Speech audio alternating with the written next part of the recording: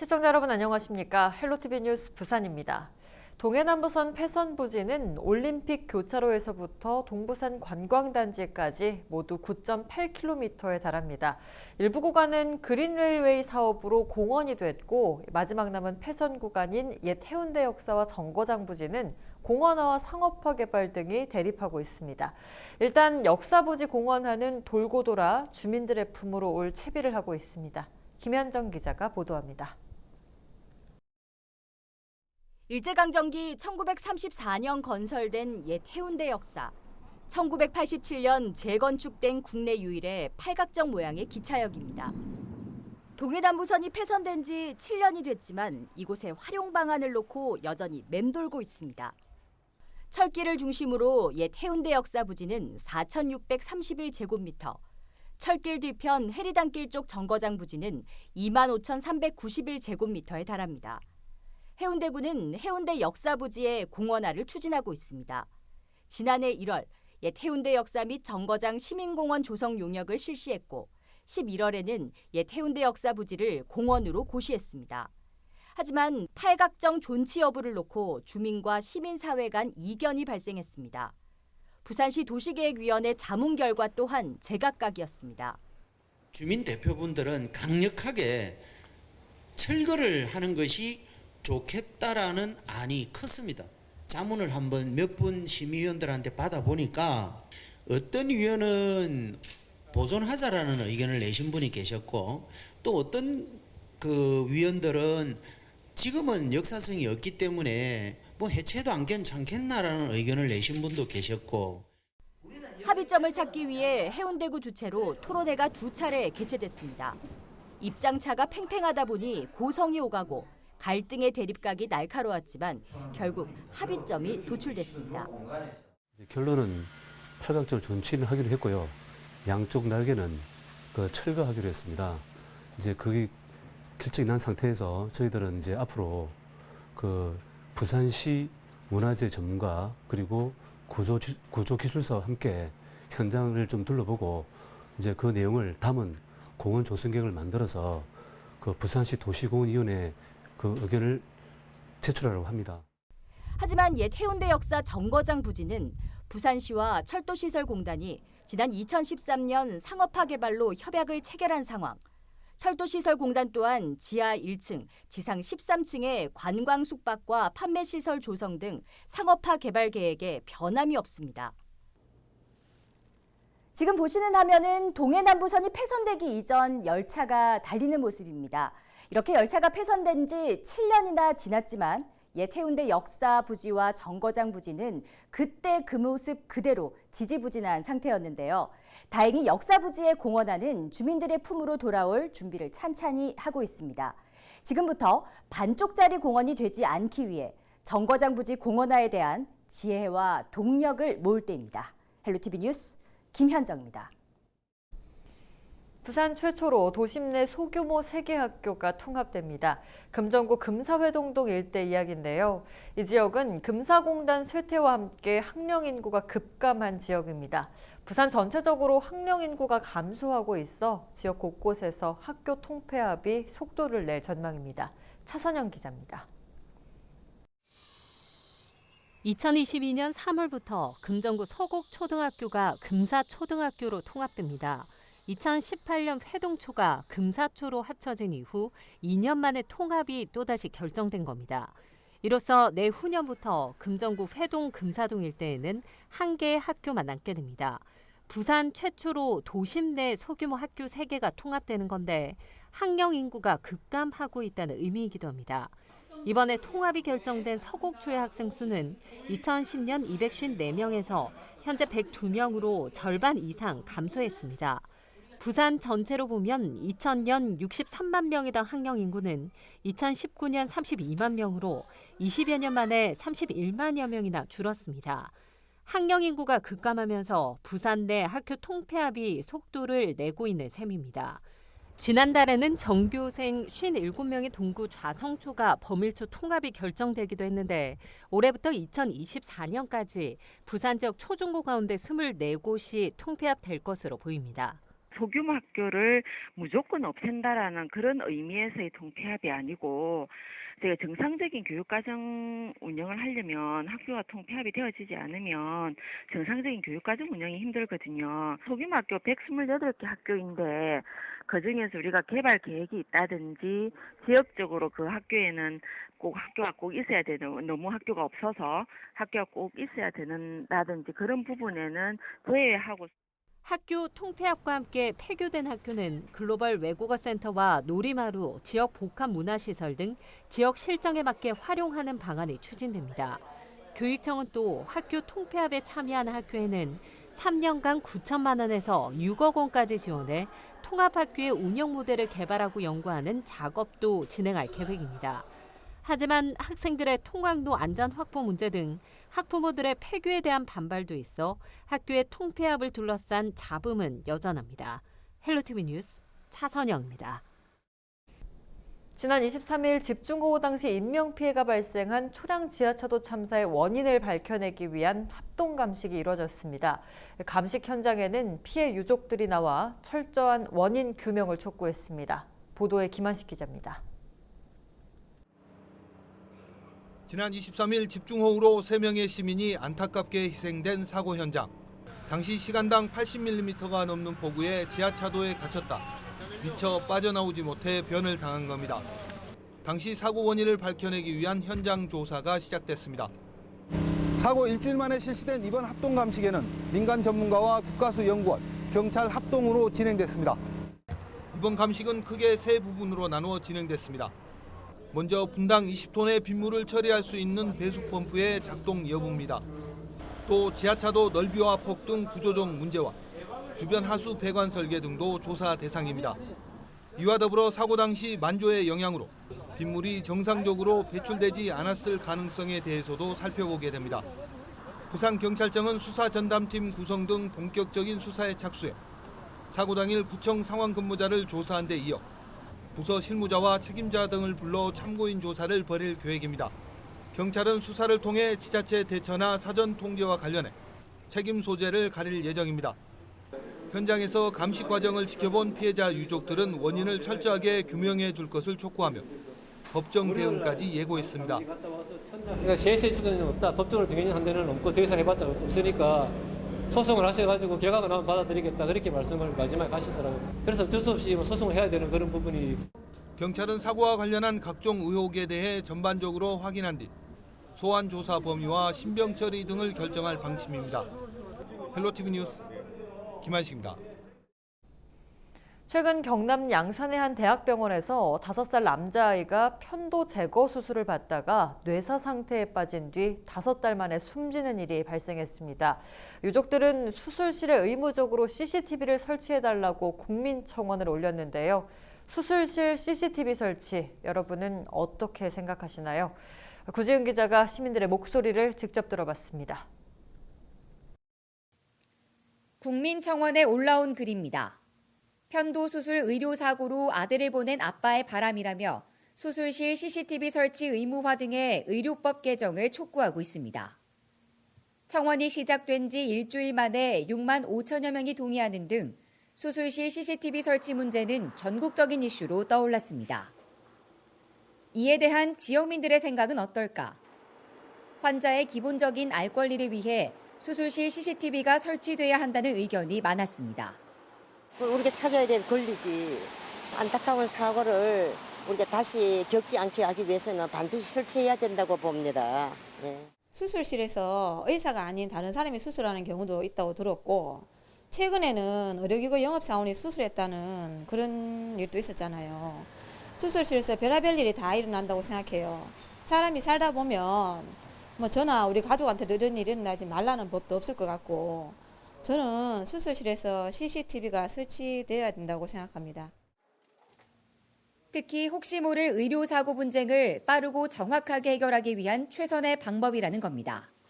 달아서 공개를 해야 되는 게 마땅하다고 생각합니다. 저희가 만약에 의료 분쟁이 일어났을 때에 뭐 저희가 증거로 제출할 수 있는 거는 그것밖에 없기 때문에 일반 우리가 아무도 모르는 저희들 입장에서는 이제 다는 게 저는 좋다고 생각을 합니다. CCTV를 달면은 뭐 저희가 뭐 일반인들뿐만 아니라 의사들도 억울한 부분이 있을 건데 그거를 같이 해결할 수 있을 것 같습니다. 하지만 자칫 최선의 수술을 받을 권리를 박탈당할 수도 있다는 우려의 목소리도 있습니다. 혹시나 중요한 수술을 하는 의사분들이 그런 중압감에 있어서 뭐 조금 문제가 생긴다면 결국 환자들에게도 피해가 올 수 있으니까요. 일단 환자 입장에서는 어느 부위를 수술받을지는 모르겠지만 여자로서 수술실에서의 기록이 남는다는 것에 있어서 조금 찝찝할 것 같기도 하고요. 수술실 CCTV 설치를 의무화하더라도 부작용을 최소화하고 실제적인 효과를 거둘 수 있는 방안도 함께 마련돼야 한다는 주장도 나왔습니다.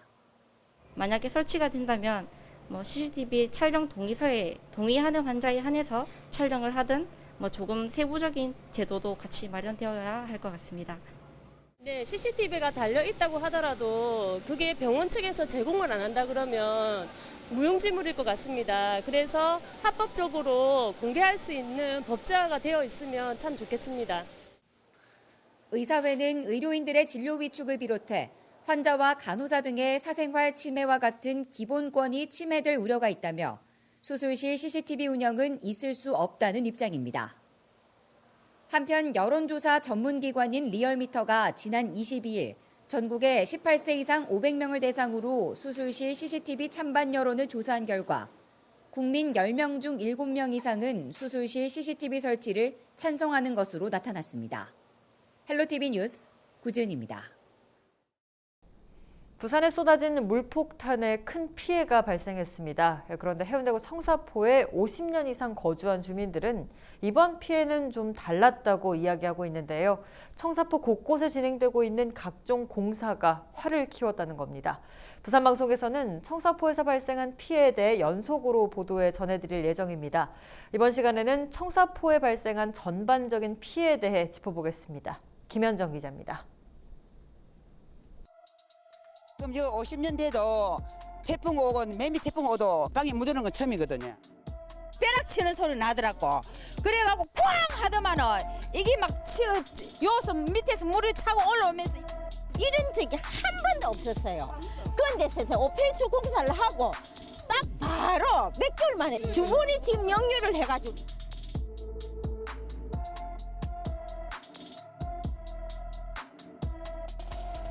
지난 23일 폭우가 쏟아졌던 해운대구 청사포 피해 현장입니다.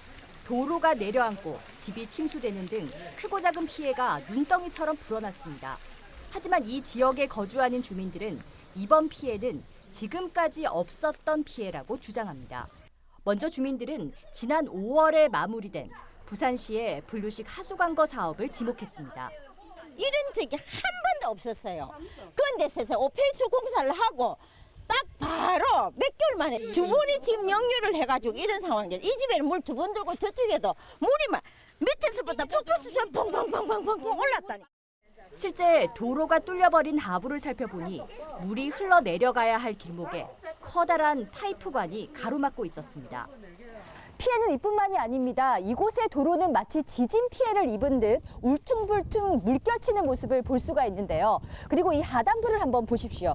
이렇게 도로를 재포장 공사를 했는데 절삭 작업 없이 더 씌우기만 하다 보니 도로의 피해를 더 키운 것으로 파악됩니다.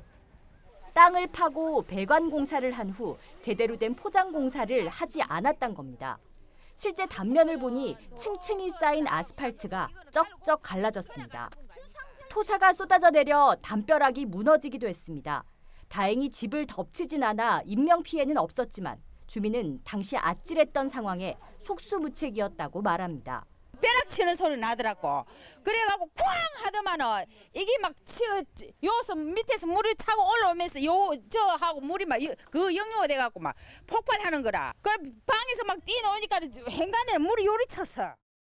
동해남부선 폐선부지에 추진 중인 그린 레일웨이 사업과 풍경 열차 등이 운행될 블루라인 파크 사업 하단부 주택도 이번에 침수 피해를 피하지 못했습니다.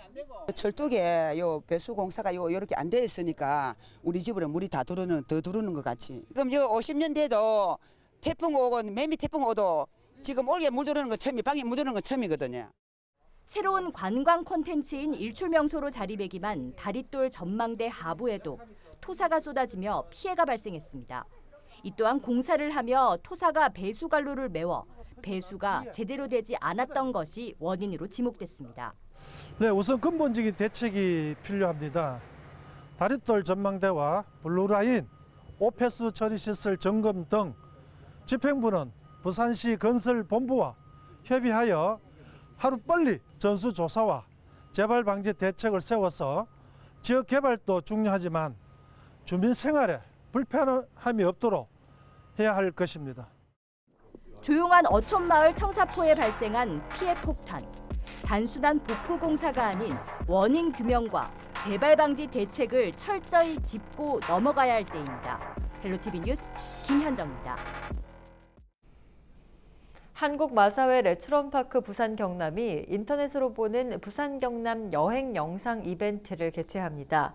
이번 행사에는 부산 경남 지역 또는 부산 경남 경마공원이나 말과 관련된 영상이면 뮤직비디오, 애니메이션, 무편집 영상 등 자유 형식으로 누구나 참여할 수 있습니다. 참여하려는 시민은 8월 31일까지 본인의 영상을 한국마사회 홈페이지에 업로드하거나 이메일로 제출하고 참가 신청서를 작성하면 됩니다. 부산시교육청은 올해 1학기 고등학교 1학년 대상 진로 변경 전입학을 8월에 시행하기로 했습니다. 전입학 제도는 현재 재학 중인 학교와 적성이 맞지 않아 학교 생활에 흥미를 잃은 학생들의 학교 계열을 변경해 적성에 맞는 진로를 찾아주는 것입니다. 진로 변경 전입학을 희망하는 학생은 8월 19일부터 21일까지 학교장의 추천을 받아 전입학 배정 원서를 작성한 뒤 시교육청이나 해당 학교로 신청하면 됩니다. 일반고에서 특성화고로 전입학하거나 그 반대의 경우 출석과 성적, 징계 등 기준이 적용됩니다.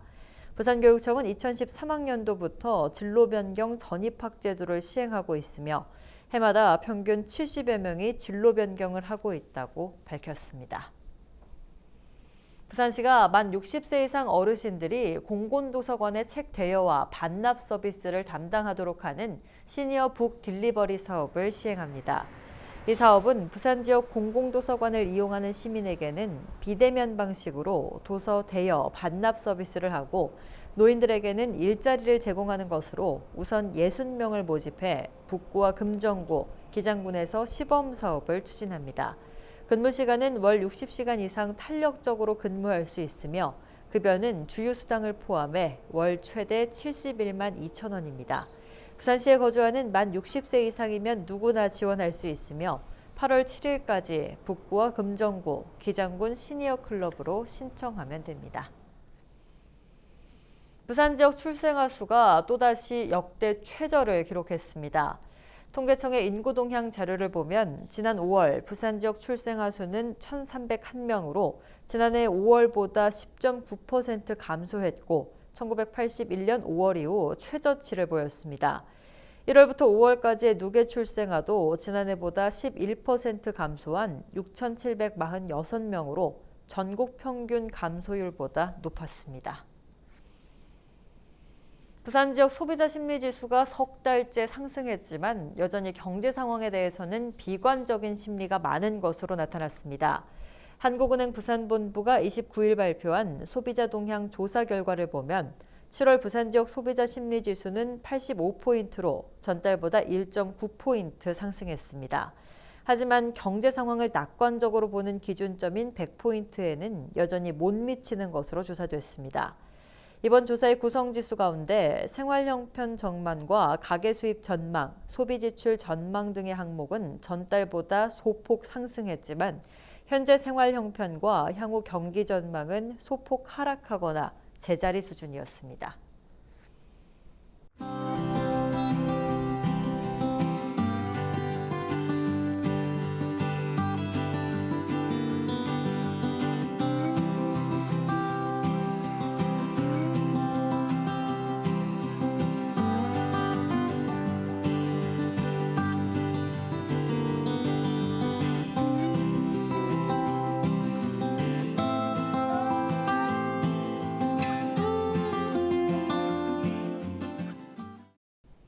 이상으로 뉴스 마칩니다. 저희는 언제나 지역 주민 여러분 곁에 있겠습니다. 고맙습니다.